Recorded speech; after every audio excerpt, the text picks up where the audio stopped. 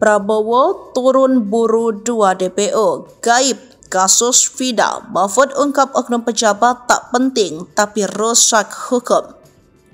Mantan Menteri Koordinator Bidang Politik Hukum dan Keamanan Mahfud MD meminta Presiden terpilih Prabowo turun tangan menyelesaikan kasus Vina Cirebon. Kasus ini sengaja dibuat kabur, terutama terkait 2 DPO, namun tiba-tiba dihapus alias menjadi DPO gaib karena menyangkut nama pejabat dan petinggi.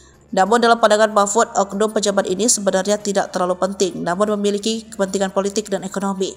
Ia berharap Prabowo turun tangan jika dalam prosesnya akan membakar oknum petinggi atau pejabat, maka tak akan merugikan posisi Prabowo naik secara politik maupun ekonomi. Ini kriminal jahat di pengadilan yang sekarang melibatkan pejabat-pejabat tidak tinggi-tinggi amat yang punya kepentingan politik, kepentingan bisnis di tingkat politis yang tidak benar kejahatan.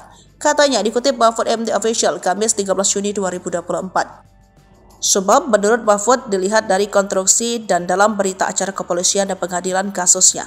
Sehingga saya berpikir ini bukan sekedar unprofesional, namun menurut saya memang ada permainan, ujarnya.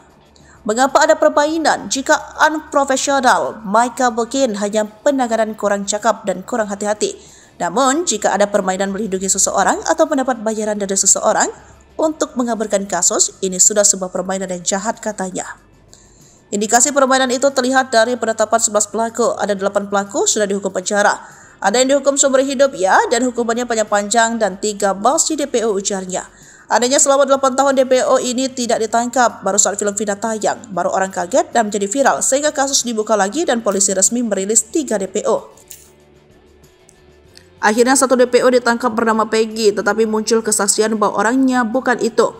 Dan Peggy-nya sendiri mengaku tidak tahu dan tidak kenal. Peggy sekarang ditangkap, apalagi Peggy ini namanya sekarang ada. Apakah ini sekedar kambing hitam, kata Mahfud. Adanya lagi setelah Peggy ditangkap, 2 DPO itu tidak ada atau dihilangkan, alasannya salah sebut.